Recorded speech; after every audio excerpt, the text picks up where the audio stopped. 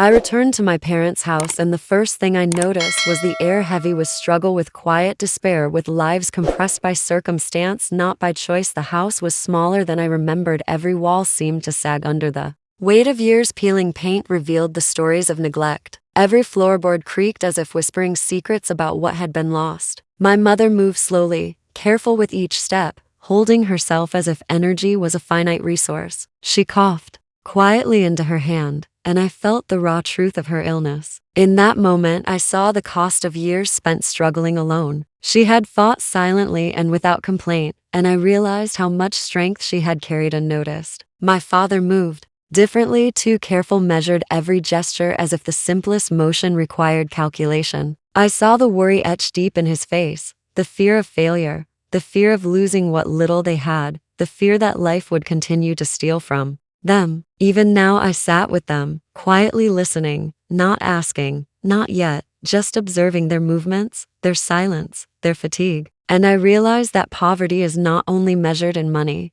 but in hesitation, in the restraint of gestures, in the fear that every choice has consequences beyond your control. Every cupboard and shelf told stories of compromise and rationing. The fridge smelled faintly of yesterday and the day before. I realized that even the simplest meal had become a strategic decision. I walked slowly through the house, touching surfaces lightly, noting every detail, every crack, every shadow. And I felt a fire ignite inside me, not from despair, but from recognition that the world could take everything from people quietly and efficiently if you did not know how to protect yourself. And now I understood fully that survival required more than instinct. It required intelligence, strategy, and relentless determination. I did not cry.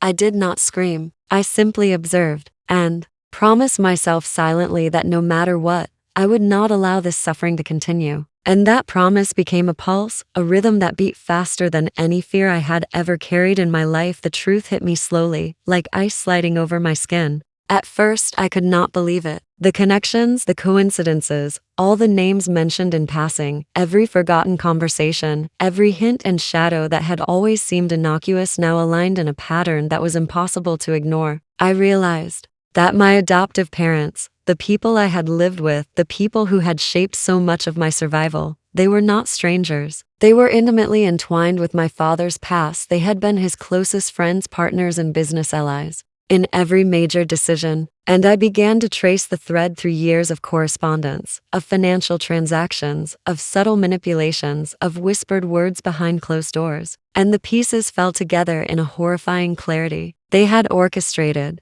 the collapse of my father's company. They had spread rumors, sabotaged deals, moved strategically to ensure bankruptcy. They had plunged my family into poverty deliberately, quietly, methodically, and I felt my stomach tighten, not with shock but with the cold recognition of calculated betrayal. The memories of my childhood with them returned. Each smile, each act of kindness, each lesson learned, each sacrifice they had demanded of me now revealed another dimension. Not love, not protection, but control, manipulation, observation. And I realized that I had been a pawn in a game far bigger than I had ever imagined. And the fire inside me roared, not wildly, but precisely, sharpened with the understanding of injustice. And I swore quietly in my heart that I would reclaim what had been stolen from my family. I would rebuild what had been destroyed. And when the time came, I would make those responsible fully comprehend the consequences of their actions. I did not speak to anyone, yet I did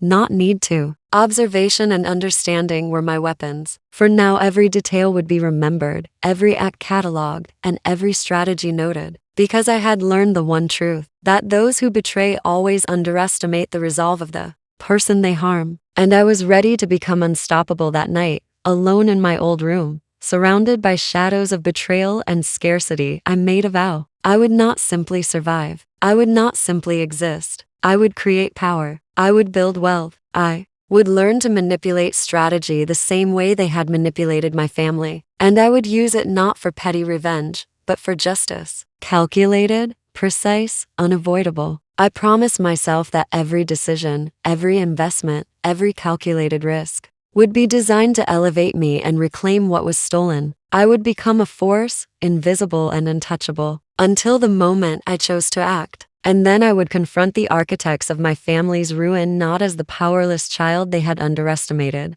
but as a woman, armed with intelligence, clarity, and precision. I envisioned my rise. Every step measured, every opportunity exploited. The network of the world that had once seemed distant now would become my ally. I would study finance, strategy, law, connections, human psychology, every skill that turned power into an unassailable fortress. I would transform fear into leverage, disappointment into calculation, weakness into advantage. And in the quiet of the night, I rehearsed the faces of my adoptive parents, the smiles that had concealed their deceit, the trust I had once placed in them. And I felt a cold clarity. I would not act recklessly.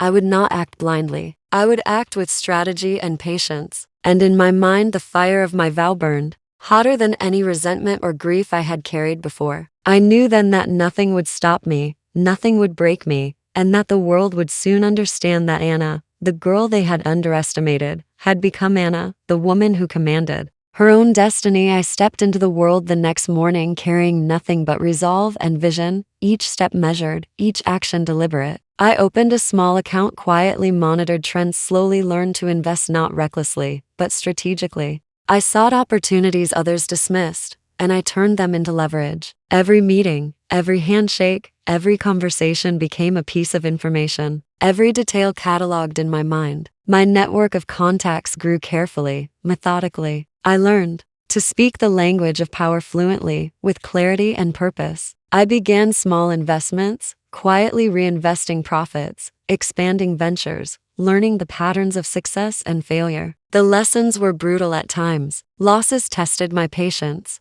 discipline, and focus. But I had learned long ago that endurance is more powerful than speed. Every failure became a calculation. Every success became a building block. I watched my adoptive parents from afar, noticing how they underestimated me, how they assumed I was still the girl who would submit. I smiled quietly, knowing that each step I took brought me closer to reclaiming not only wealth, but authority and justice. My plans were long-term, carefully constructed, like a chess game unfolding. Over years, each investment a piece, each alliance a strategy, every moment measured and precise. I did not rush. I did not act impulsively. I learned to wait, to observe, to anticipate the moves of others. And I realized that patience was my greatest weapon. The fire of vengeance was no longer wild and uncontrolled. It was refined. It was intelligence. It was focus. It was unstoppable. In my quiet apartment, I reviewed my progress each night, plotting the next day, noting the slightest shift in market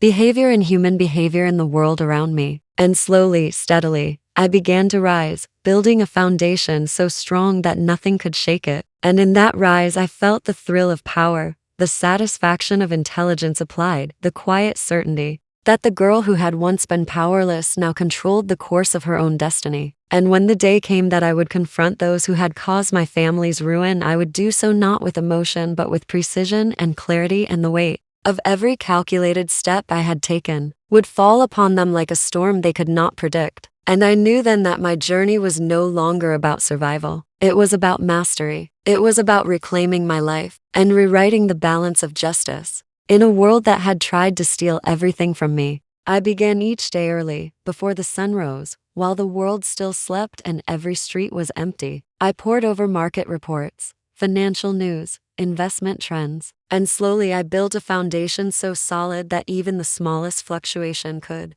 not shake it. I reached out to old contacts, quietly, asking questions, learning the networks, understanding alliances. Every conversation a potential opportunity, every handshake a potential leverage. I invested cautiously at first, but strategically. Every choice deliberate, calculated, based on observation, not emotion. I watched how money flowed, where people moved, how power concentrated and dispersed. And I placed my first calculated moves in industries my adoptive parents had long dismissed as irrelevant. I learned to speak their language fluently, to anticipate their assumptions, to exploit their blind spots. Every step I took made me stronger. Every success gave me confidence. Every failure taught me discipline. I was no longer the girl who ran. I was the woman who planned, who calculated, who anticipated. And slowly the empire I had envisioned began to take shape, small at first, but expanding systematically, like a chessboard stretching in every direction. And I noticed how carefully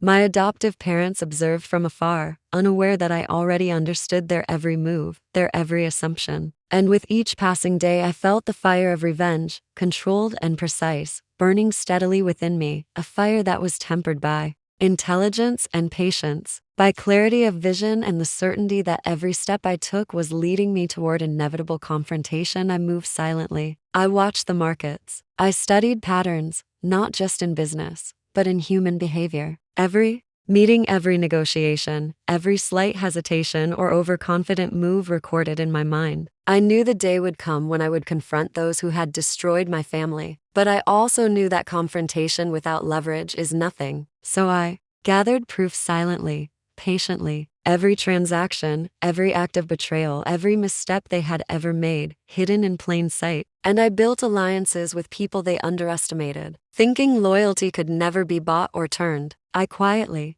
acquired resources and industries they had overlooked, securing influence quietly, steadily, methodically. I learned to manipulate perception without deception, because perception is reality. When people underestimate you, they reveal their weaknesses. I moved carefully in shadows, unnoticed, preparing the stage for the day when I would emerge fully and take my place as the force no one could ignore. And at night, when I returned to my apartment, I reviewed everything: my plans, my alliances, my investments, my progress, the slow accumulation of power, the patient gathering of knowledge. And I felt something inside me shift. I was no longer reacting. I was controlling. I was no longer surviving. I was orchestrating. And every step brought me closer to the reckoning. I had envisioned a reckoning that would be precise, unavoidable, and final. The moment approached quietly. The world did not notice, but I did. I had arranged everything to ensure that when I acted, the impact would be total, not chaotic, but